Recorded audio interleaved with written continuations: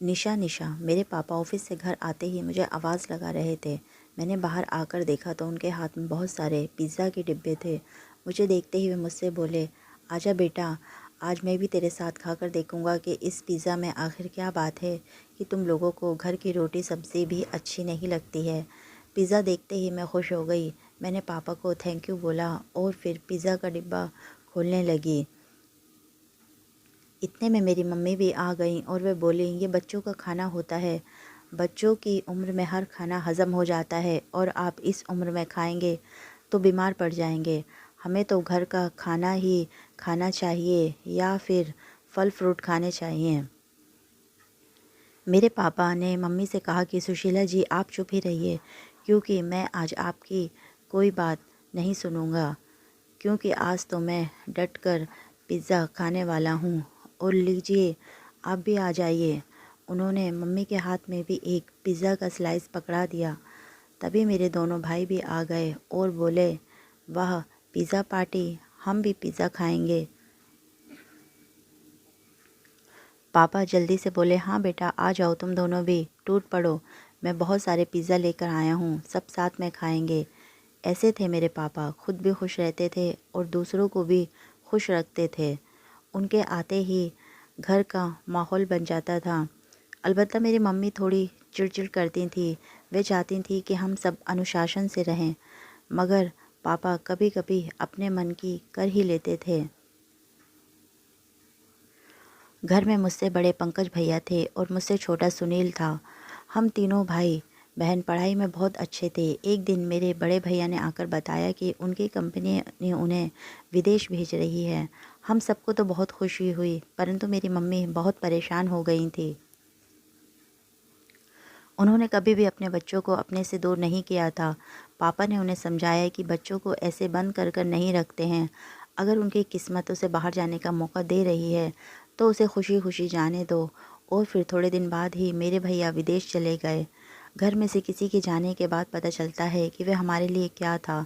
घर में हम 4 लोग थे, लेकिन भैया की कमी हमें हमेशा महसूस होती थी। समय समय पर फ़ोन करके माँ को तसल्ली दे देते थे कि मैं ठीक हूँ।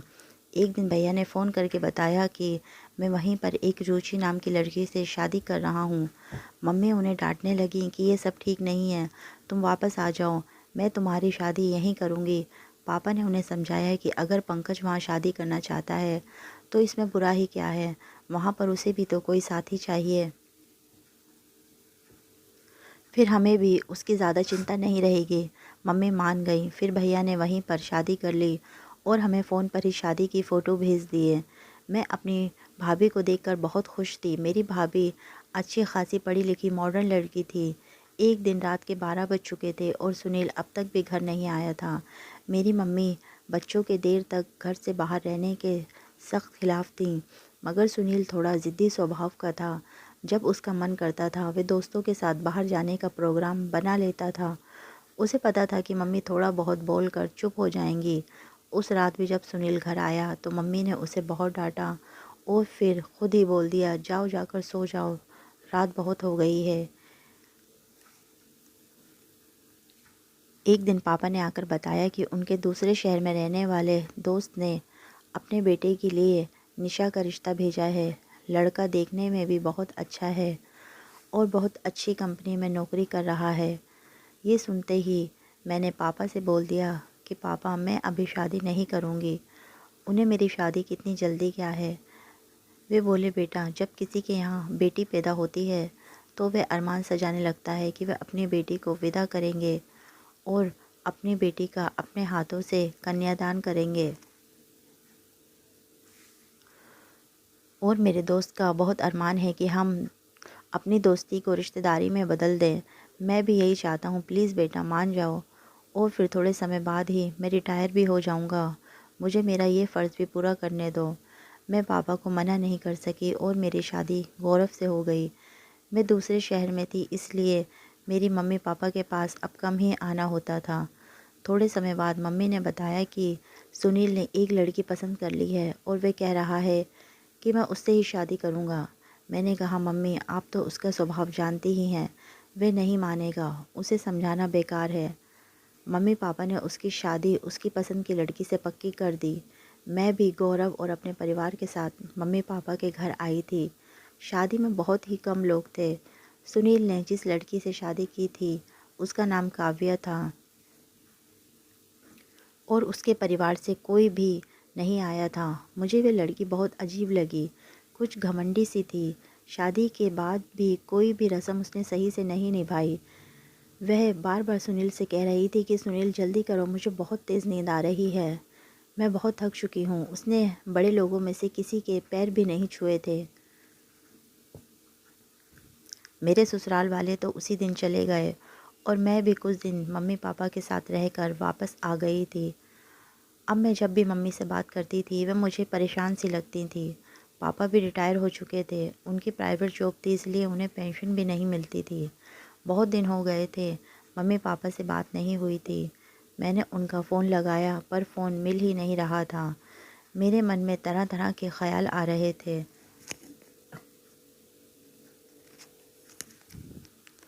मैं काव्या का पर्दाव पहले ही देख चुकी थी। मैंने पंकज भैया को फ़ोन लगाकर पूछा कि क्या उनकी मम्मी पापा से या फिर सुनील से कोई बात हुई है। पंकज भैया ने बताया कि पापा मम्मी से तो काफ़ी दिन से बात नहीं हुई। एक दिन उन्होंने सुनील को फ़ोन किया था तो उसने बताया था कि उसने मम्मी पापा को तीर्थ यात्रा पर भेज दिया है। वे दोनों खुद उन दोनों ने खुद ही कहा था कि वे लोग तीर्थ यात्रा पर जाना चाहते हैं। पंकज भैया की बात सुनकर मैंने चैन की सांस ली और सोचा मैं बेकार में ही परेशान हो रही थी। मैं कई दिनों से अपनी नौकरी के लिए ट्राई कर रही थी और फिर उन्हीं दिनों मेरा अपॉइंटमेंट लेटर आ गया और मैंने ऑफिस ज्वाइन कर लिया। गौरव और बाकी घर वाले भी यही चाहते थे कि मैं नौकरी कर लूं। मैं अब और भी व्यस्त हो गई थी। मुझे मम्मी पापा की जब भी याद आती थी मैं उनकी तस्वीर से बातें कर लिया करती थी। जब बहुत दिन हो गए और उनसे कोई बात नहीं हुई तो मैंने सुनील को फ़ोन करके पापा मम्मी के बारे में पूछा, लेकिन उसने कोई भी सही जवाब नहीं दिया। उसने कहा कि वे दोनों घर से तो तीर्थ यात्रा पर ही बोलकर गए थे और उसे कुछ नहीं पता है। मैं परेशान हो गई थी। मम्मी पापा ने मुझे एक भी बार फ़ोन नहीं किया। एक दिन मैं सुबह ऑफिस जाने के लिए जल्दी जल्दी घर का काम कर रही थी कि मेरी पुरानी दोस्त सुनीता का फ़ोन आया। एक बार तो मैंने सोचा कि पहले से ही देर हो रही है, इसकी बातें बहुत लंबी होती हैं, मैं फ़ोन नहीं उठाती हूँ। फिर मैंने सोचा कि चलो उठा ही लेती हूँ, उससे ये बोलकर फ़ोन काट दूँगी कि मैं जल्दी में हूँ, उससे मैं शाम को बात करूँगी। लेकिन फ़ोन उठाते ही वह मुझ पर चिल्लाने लगी कि निशा ऐसी क्या ज़रूरत पड़ गई थी कि अंकल आंटी को मंदिर के दरवाजे पर बैठकर भीख मांगनी पड़ रही है।